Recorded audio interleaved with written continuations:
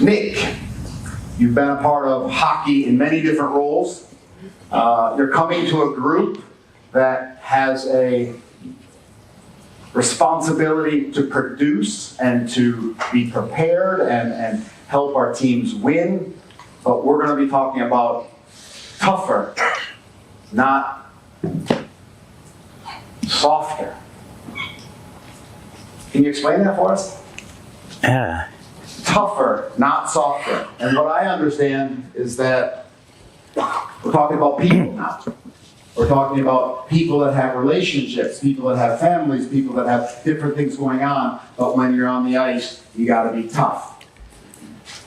You represent your own company, Retribe, but you also have a job with the International Ice Hockey Federation to take us into the next step about handling our players and the responsibilities that we have to the person, not only the athlete. Stage is yours. Thanks, Mike. Good morning, everybody. I hope you're well. Halfway through this symposium, and the organizing committee and everyone who's gone so far, I just got to say well done. You guys have done a great job. Put your hands together. Are there any injuries I need to know about? Any little niggling injuries? Any sore heads? Anything? Please feel free to get up and stretch if you need to. Water's there if you need to sort out the head. My name is Nick Rothwell, and yeah, I'm very pleased to be here representing this logo here, the IIHF Integrity, which is there to ensure that our sport is played clean, fair, safe, and with the highest ethics possible. All right. Did anyone go to the game last night? Yeah? Cool. Just a general question, right? I'll probably pick on these guys here because I can get your eye contact, but why are you here? Anybody? Why are you here? One word answers is good. To learn. Yeah, I knew Barry, you wouldn't let me down. To learn. Anything else that pops up while you're here? But I like that we're here to learn, you know. And Job yesterday, he really did key on some of the aspects that it takes to learn. And something that I'm going to get into a little bit about challenges, you know. So it is halfway through this symposium. I don't think anyone's imposed any challenges on you. So I'm going to do that right now. I need everybody to just do it's nice and easy, but just listen to the instructions. Seated hockey stance. Okay? So, seated hockey stance. Everybody, feet on the floor, shoulder width apart, spine nice and straight, head up. Okay? Now the instructions are going to be this. On the count of 3, with any hand you want, you're going to reach as high as you can. Up into the air. You're going to reach as high as you can and try to touch the ceiling. Okay? On the count of 3, and you're going to hold it. All right? So on the count of 3, with any hand you want, hockey stance. Okay? Don't want to bag you skate, you're already, buddy. All right? Hockey stance. On the count of 3, any hand you want, reach and touch the sky and hold it. 1, 2, 3. As high as you can. Good. Now hold it. Now I just want you to participate or not. As high as you can, brother. As high as you can.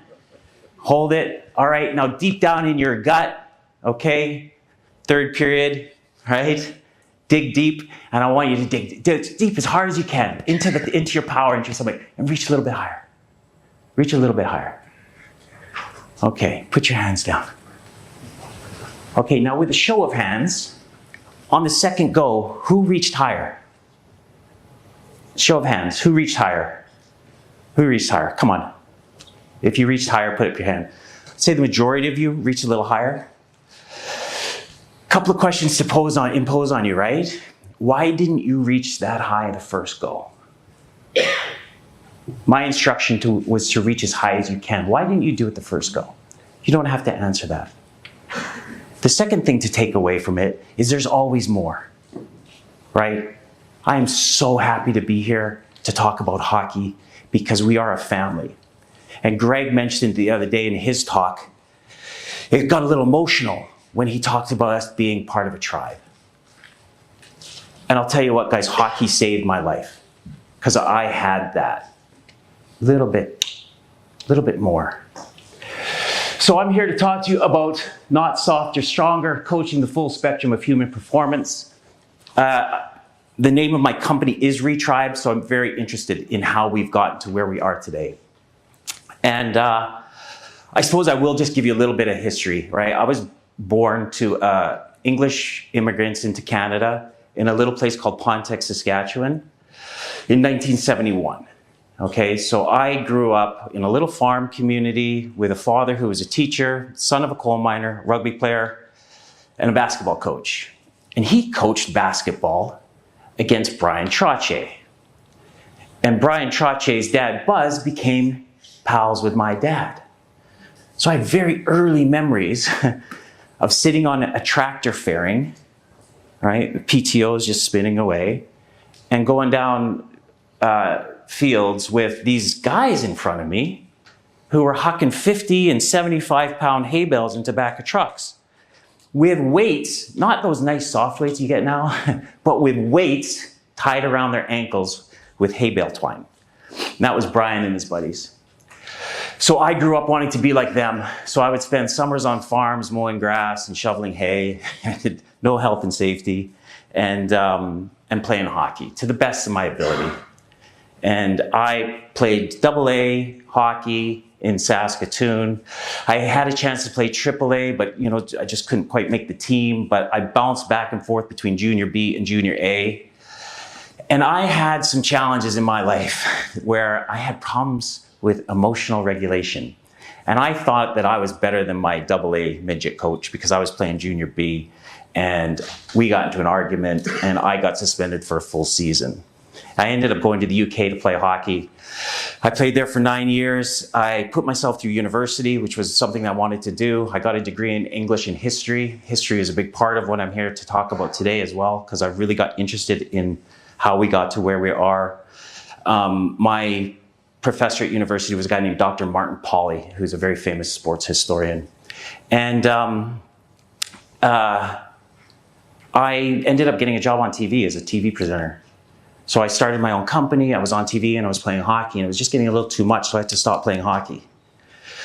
But I embarked on this life that I chose with challenges along the way, some more challenging than prosperous, until I did find some solutions in my life, and I built Retribe to help guys like me along the way. And I found it was not just when I ended my career, but all through my life. I wanted to provide a support system for athletes, and that's what I do today. So, as I mentioned, I like history, and I had a couple of coaches that I don't know, they just annoyed me. They were like very power over threat-based coaching. And I was talking to my university professor about it, and he said, Nick, let's look into this. I'm interested to know how coaches became coaches.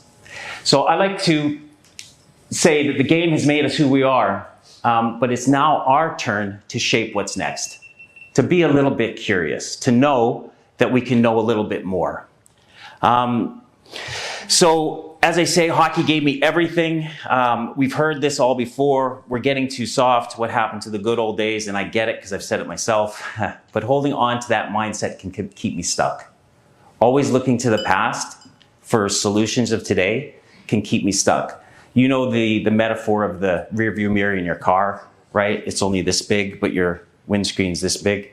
There's times to glance back at the past and learn from it and honor it. But also, we want to be curious about opening up our spectrum, our views of today. So it has made us strong, but like I say, it's come with some blind spots, mainly power over threat-based leadership that can create a fear, unperforming team. And we're not here to rewrite history, we're here to write the next chapter. And the IIHF is asking all of us to take the lead, not just with performance, but in overall athlete wellness, okay? Overall athlete wellness. So this is a coaching evolution, not a revolution. And Bethany, and I know you're quite keen on this as well, right? The evolution of the coach and looking at athletes as people. Ray Ferraro said it in that video the other day, that we want to coach the person, not just the athlete. So we're here not to fix players, we're here to unlock potential, which Job has talked about a lot, about that potential in us and how we can unlock that potential. I think there is a power source in us, that one that made me dig a little deeper in those dark moments, that got me through. That one that you could dig a little deeper now and just get that few millimeters or centimeters higher, okay? So as I mentioned, we have to respect the past. So I have to know where I come from, right? I have to see how we started coaching.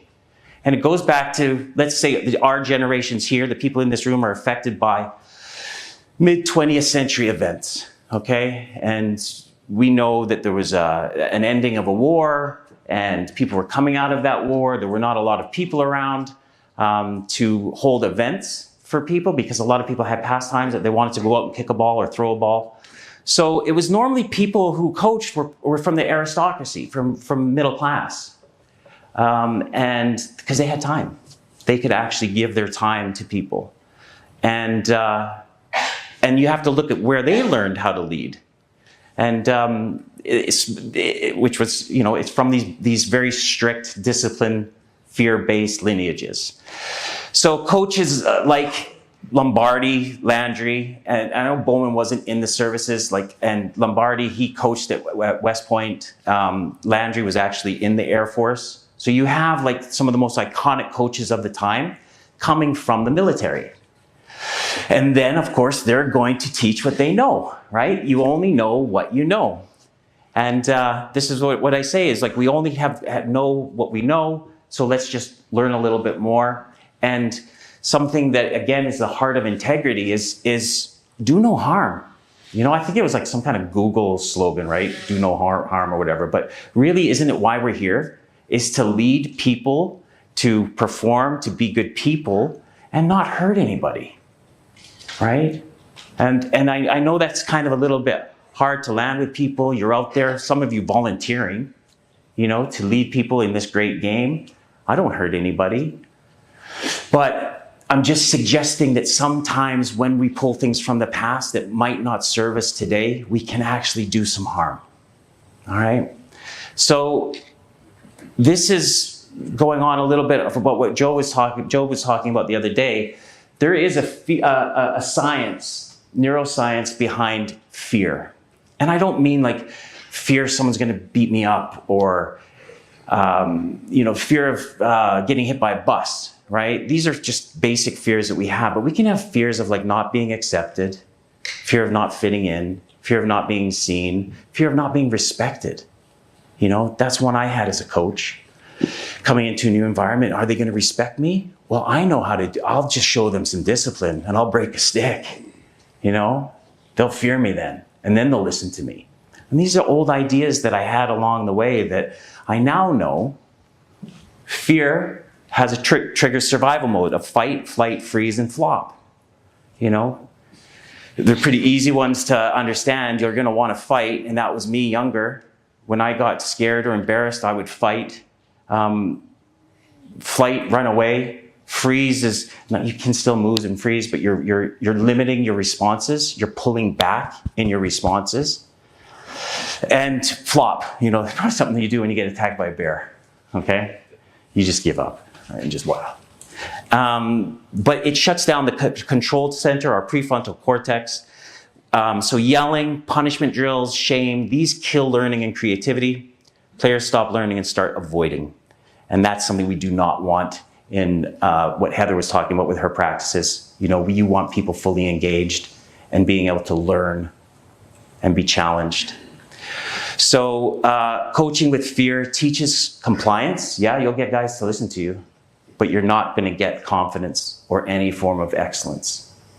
Fear might get effort, it doesn't get excellence. Now, Sebastian Junger, I put this quote in from Sebastian Junger. He's written several books, but he was an American war correspondent in the first Iraqi war. He studied human men's behavior in war and just tracked back our lineage, and that's kind of why Greg got me the other day when he was talking about, I don't know if it got anybody else, when he's talking about it being in the changing room with sticks, ready to go to war, and the bonds. Like that's why like hockey players struggle so much when they stop playing, because we're playing a dangerous game.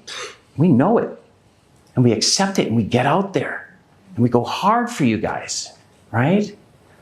And these bonds are created. And Sebastian Younger says, men don't mind hardship. People don't mind hardship. What they mind is not feeling necessary. I don't know if you've ever excluded anyone in a changing room for doing something because you think you're doing the right thing. But that person is feeling rejected, dejected, and flat.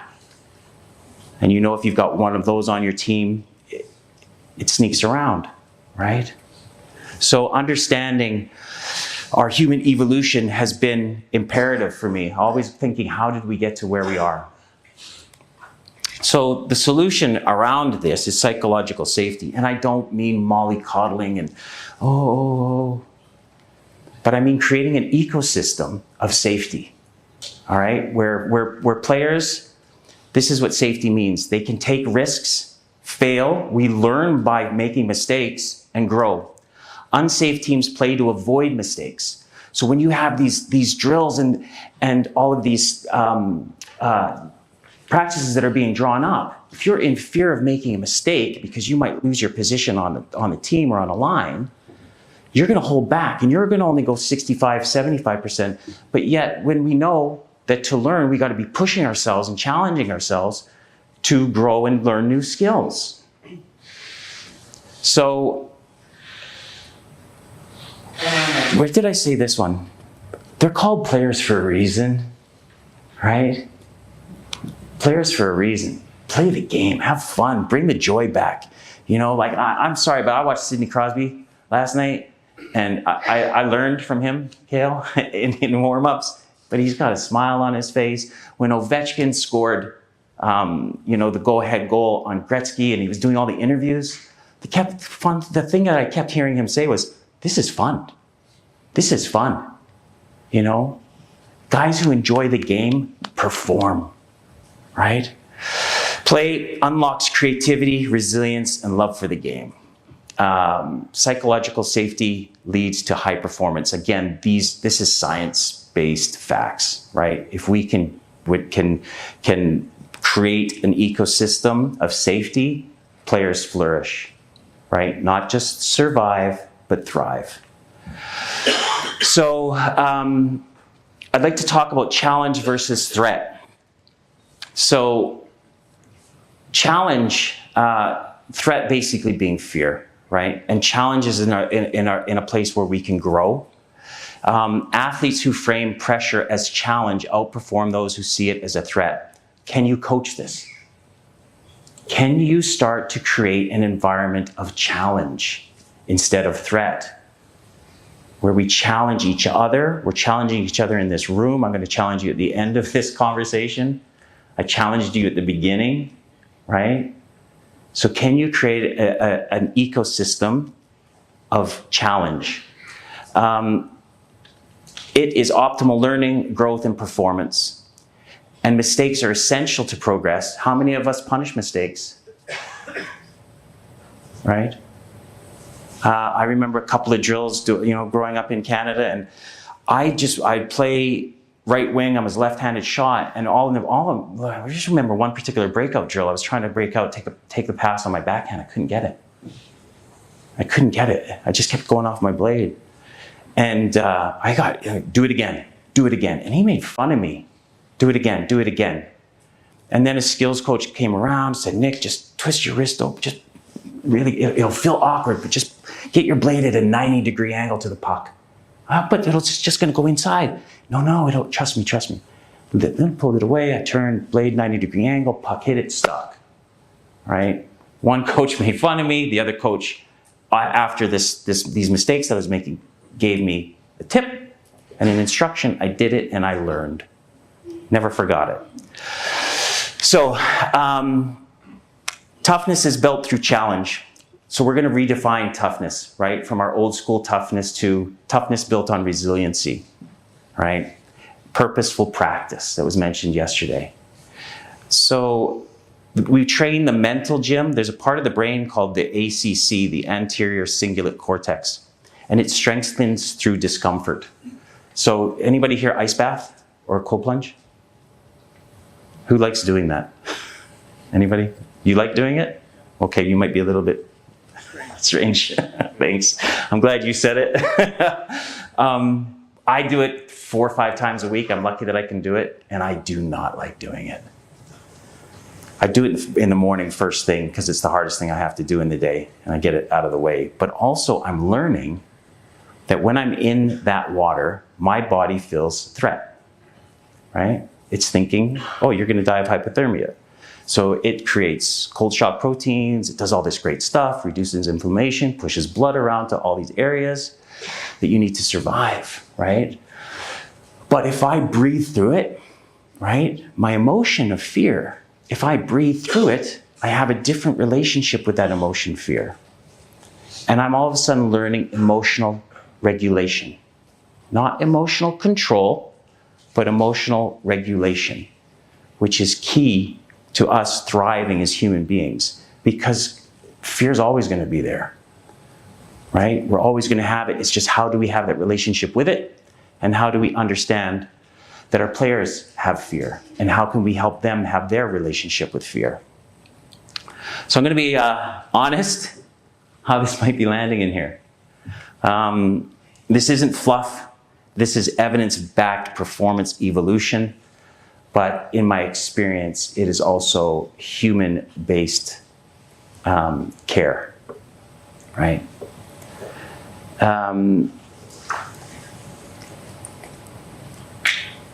You might be thinking, this all sounds soft, I turned out fine. It's not a rejection of tradition, it's a building on it with better tools. This helps results. Driven coaches, coaches win, and human focus connect. So it helps players grow, thrive, and stay in the game longer. This isn't about sharpening the coach. It's not softening. Sorry, it's about sharpening the coach, not softening the sport. I always like the metaphor that somebody uses, like our parents and our coaches before us, like they were given a spoon to cut a loaf of bread, right? They did the job, but the slices for the toast were a little rough around the edges. But one today is like, I don't know how many of you grew up playing hockey with straight blades. Coho silver fibers, right? Anybody? Yeah. Well, we know better now, right? We've learned, we've got technology, and we know better. I guarantee any one of you in here is not going to put a team with Coho silver fibers out there against a team with new technology, okay? So we have more tools, folks. We have more tools. So let's be curious and start learning to use them. I like to think, this is easier on a Zoom meeting, but like life was like this, I was good, I was okay, but life was like this. And I would go down life, in my train tracks, life, and things would happen, and I would look at the tools that I had in here, and they worked. When I did this, more tools, more space, right? More creativity, more learning, more thriving. So something for you to consider is the comet metaphor. Players don't leave their stories at the locker room door. We coach the whole comet, and you guys are comets too, all right? Think about this. Everyone walks in with a tale of past history, pressure, joy, grief, and pride.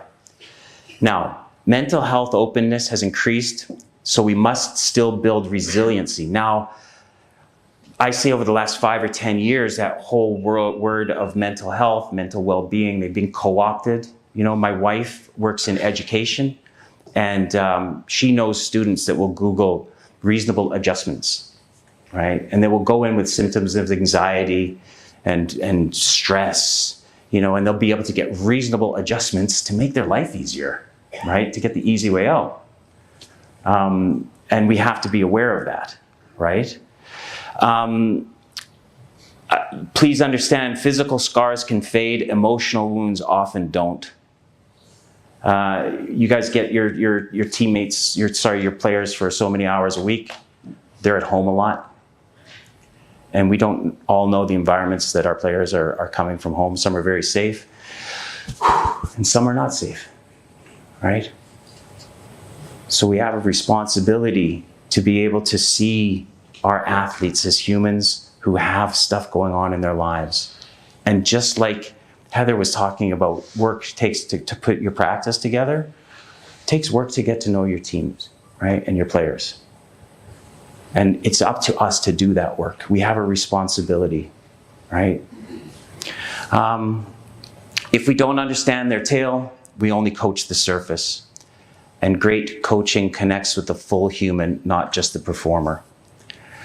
So again, think about your team as an engine with 20, 23 cylinders pumping up and down, with an ignition spark, a fuel mixture, all to drive a prop shaft to spin the wheels to go fast, right? Now, if we think every single piston needs a different fuel mixture, different timing, different spark, right, to get that optimum performance of that machine. You can't treat your whole team the same. This takes work and curiosity. And this is something that we developed that helps us with this, is we understand toughness, all right? A lot of us have very good concept of toughness and resiliency, our ability to bounce back and keep going, grit, determination. And then we have this area and this spectrum all the way through to tenderness. And what does that actually mean? So this is about the full spectrum of what it's like to be human. And these are words that we used so that they can land with people. And we found with athletes and with coaches and with parents, these two words do land without creating a little, But I do understand for some of us that word tenderness might mean soft. And I really want to ensure you that it's not.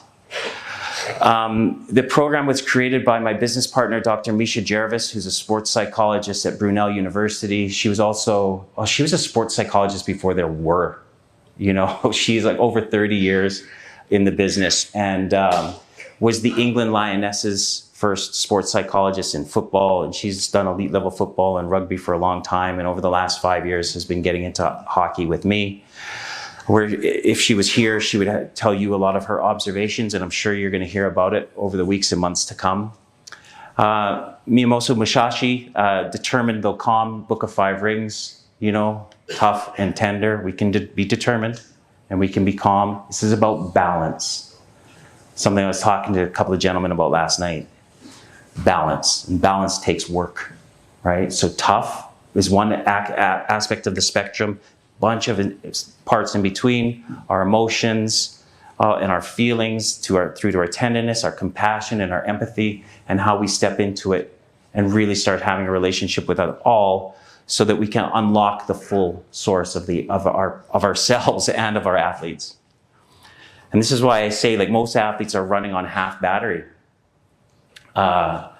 It's like, I even say all of us, we've been operating with, a coal-fired power plant, right? It works, gets us a lot of energy, it does its job. Coal-fired power plants work.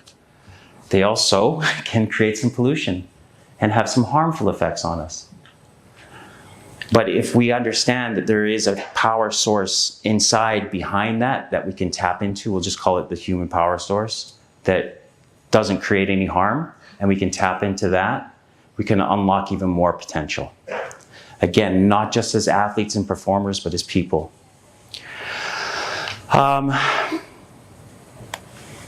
Coaching is leadership. I really am in awe of all of you being here today so that you could come and learn. Good leadership is being open-minded. There's a quote from a guy named William Paley. He was an English philosopher, and he said that, roughly, there's a principle in which will keep a man in everlasting ignorance, and that principle is contempt prior to investigation. You guys are all investigators, right? Not just here to win, but learn how to help people, right? So coaching is a leadership role, and how we lead matters. When I did my coaching certificates a few years ago, they were the guys who were taking it through, they were very open about, the role and some of the things that are going on in society. I'm a new stepdad as well. I've been a stepdad to 3 boys for 4 years, 5 years. And I'm learning more about myself through them. You know, the challenges that the young people are going through today were not around when we were growing up, right? So we just need to be aware of this. And that's why it matters. And as coaches, and I've done this, I'll snap back into fear easily. Because ultimately, I'm just not, I'm scared. I'm scared of not being respected. So I'll snap into, I'm going to make these guys fear me so that they respect me. Now I have the tools to be able to step back from that and not respond through it or react through it, right? Which is something, again, we want to try to learn. Something the program teaches us is how to respond and not react. How many of you have a coach or a parent or a mentor that you still has influence in you today in some way? Yes, yes, yes. Many of you, yeah? Would you say all of it is good?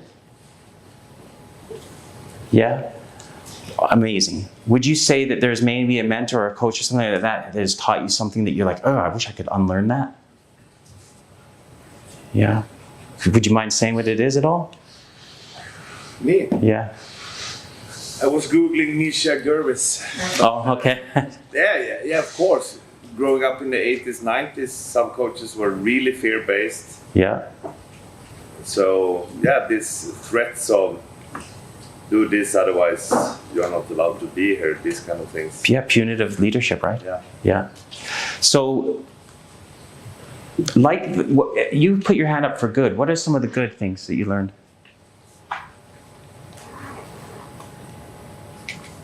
I would say that we need to stay connected. Connected, yeah. Connected so that the relationships continue on, Mm-hmm. and that it's invaluable for us to continue to give back. Yeah. Giving back. And that you learned from your coaches and your mentors. So if we're pulling things from the past, right, good and bad, we need to be aware of that, right? We need to know that we can react. And again, being a stepdad has helped me so much because all I knew about parenting was my dad taught me, which is do, you know, and right? Discipline. So as soon as I stepped into these boys' life, I was like, stop talking to your mom like that. Go clean up your room. Da-da-da-da-da. And it felt ugly. I did not feel good. Like I had to step away and I had to do some work. I had to do tough through tender to realize that I'm not here to save them.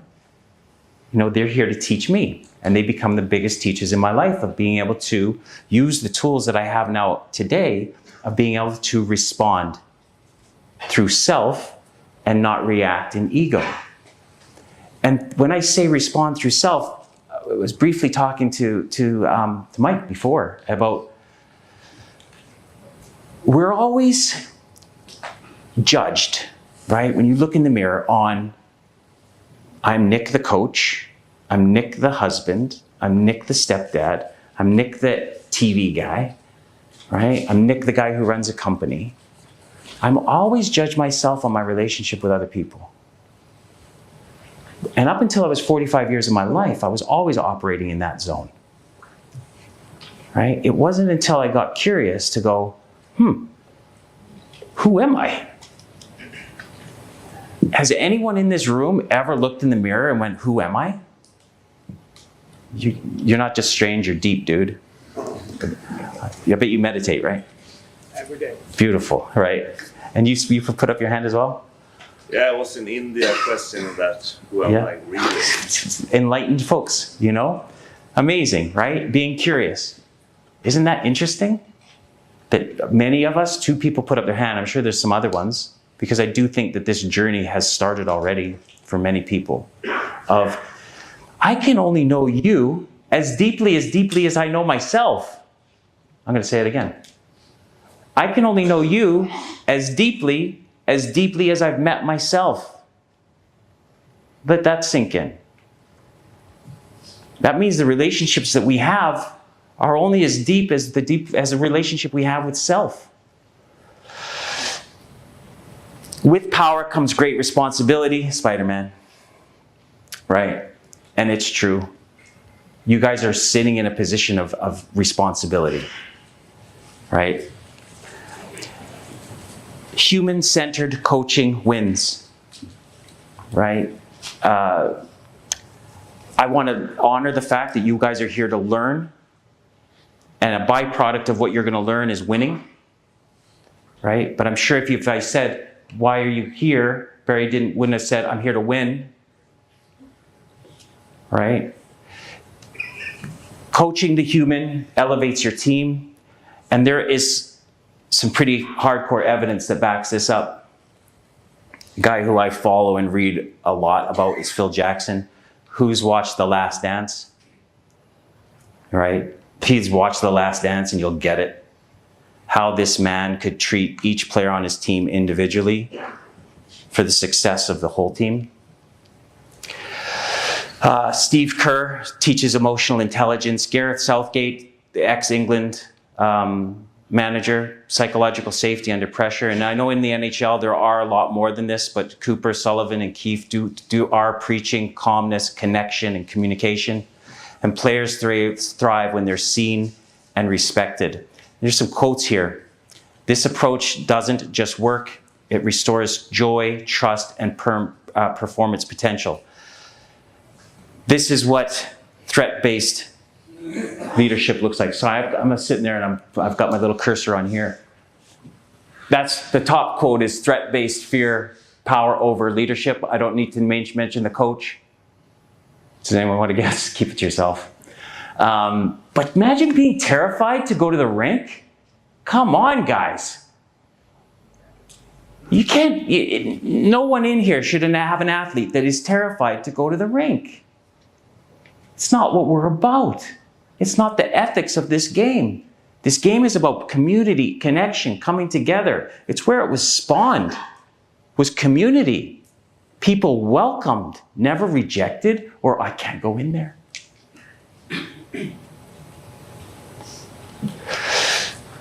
He cared about the human spirit. Glenn Anderson, NHL Hall of Famer. Is anyone you can name this if you know? Anyone know the coach he's talking about? It's not Glenn Sather. Anybody? Whispers. Barry, you're going to guess? David Bauer? Father David Bauer? Yeah. Who do you want to be remembered by as? Right? So, to get to know self, this is a little exercise we're going to do, guys. To get to know self, Greg talked about it yesterday, values. Values underpin integrity. What are your values? Do you guys have a notepad and a pen and paper you want to get out? Values aren't goals, they're directions. They help us choose who we want to be, not just what we want to do. Most conflict, internal or external, is values conflict.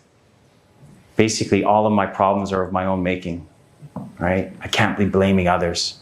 There's some kind of conflict with my values. Today, I understand my values, and I never knew them 5 years ago.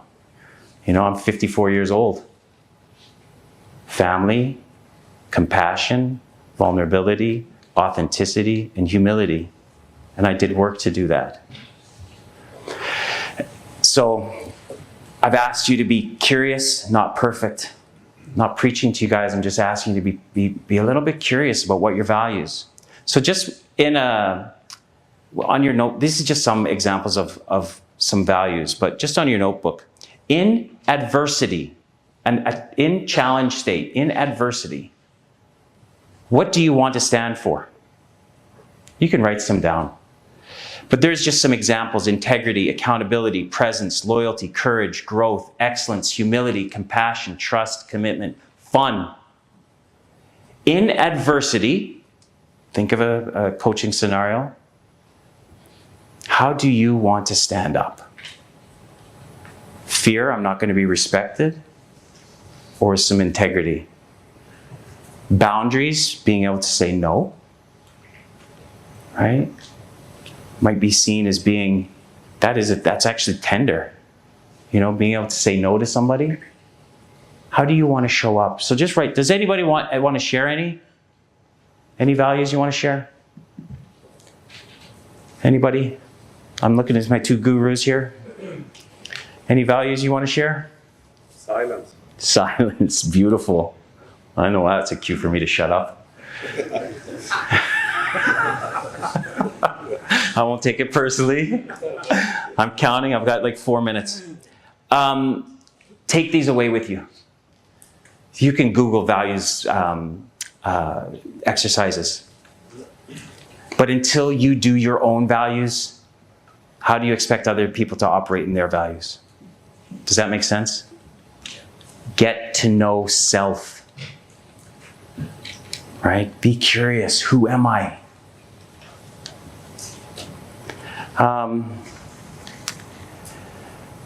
Tools for self-leadership. I'm going to skip this because I think it's just we don't have enough time. But these are some tools that we're going to be working on in the months and to come that we can give you guys and you guys can pass on. But the values was the important thing I wanted to do with you, is to find our values so that we can then get to know ourselves, so that we can learn to respond through self and not react in ego. Again, my example of my 16-year-old, he'll do something that will really upset me. Eunice, what the? But I have a drop the anchor moment. Nick, shut the F up is mine. Say it in my head, shut up. I actually have to say the F word. It just makes it land with me. But shut the F up.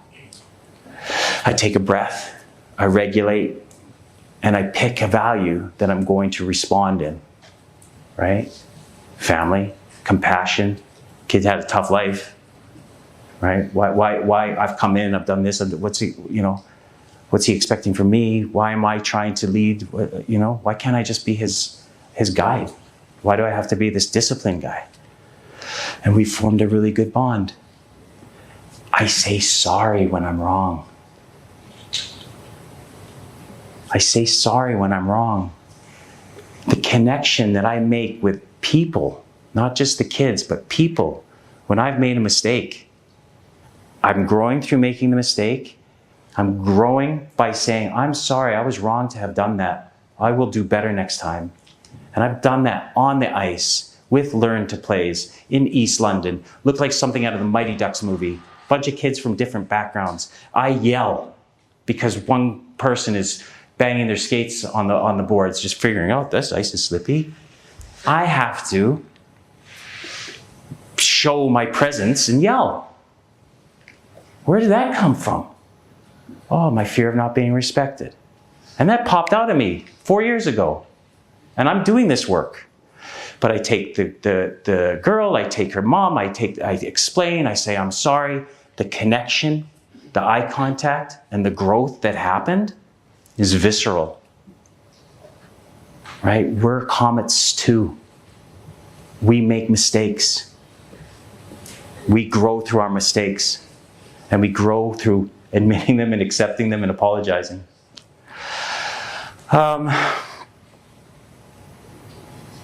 Coaching is evolving, so are we. What part of your coaching is inherited and not chosen? How do you want hockey to shape people? We're not replacing toughness, we're redefining it. And legacy, folks, is not in the wins, it's in how they remember you. Every single person in my life, it's nothing to do with what we were doing. It's them as a person. The more you know, the more I know, the more I know, the more I know I don't know. So be curious. And Maya Angelou, I'll end it on this. Just do your best. Until you know better, we are learning. So that means we can do better. Do your best until you know better, and when you know better, do better. That's all we ask. That's integrity. I'm just going to do one quick little thing. Could I please ask you all to stand up and make a circle around your table? If you're not on the table, you got people next to you. Just make a circle. Folks, it's 360 odd days until the next one of these. Right? I don't know if some of you are going to be coming back, but you are learning a lot. It's up to you to choose what you're going to do with that knowledge. Bring it back and share it. Be part of a community. Be connected. That's what makes this great game the greatest game on the planet. So, with your left hand, I want you to think about resiliency. I want you to think about toughness. And I want you to put it 90 degrees out to you. With your left hand. I'm backwards with you guys. Left hand, toughness. 90-degree elbow in. Right hand, tenderness, compassion, vulnerability, right? In the middle is balance. This takes work, all right? You can hold your hands out like this. Toughness and tenderness. I'm giving you guys a little drip feed of what it's like, all right? Now, if you just take a step in and open your elbows out. Take a deep breath. Because now you've learned a little bit more. Now you know better. Now you can do better. Your toughness is needed. And so is your tenderness. They're both needed. Now, either side of you, there's someone holding some toughness and some tenderness. And sometimes to be a human, we need other people's toughness and tenderness. So grab a hold of the person next to you. Grab their toughness. Grab their tenderness. Folks, a few little giggles, right? But listen, feel it. Grab each other's hands, yeah? Feel the toughness, feel the tenderness. You are connected now. Stay accountable towards one another. Go forward from here and take what you've learned and bring it into your communities, all right? You guys are amazing people. Enjoy the rest of your day. Thank you very much.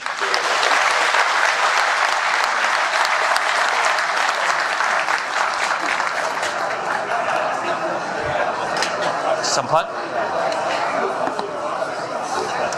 I buy into at least 99.8% of everything that you're conveying. But the issue of time, these people here have a time limit. That limit may be a day, a week, a month, and if the best case, a 3-year contract that they have time to build on the different ways to make things better. Someone that feels like they're pressure with time. Any suggestions to dealing with just that issue? Oh, I have a lot of friends who are like, I don't have enough time in for this. I don't have enough time to meditate. I don't have enough time to have a hot bath. I don't, you know? And I'm not, if I'm going to be old school, I'm going to say make it. But that isn't it. It's about planning. It's about preparation. It's about learning the people around you, the folks that you just held hands with. Lean on other people. What integrity is going to be doing over the next little while, there will be tools available for you to help to create time, right? And I know that we can't make more time in the world, but we can manage ourselves by managing self better. We can manage our time better. So it's about having that relationship with ourselves to know what's expected of us and what we can produce into this world. Thank you. You're welcome. Thanks, everybody.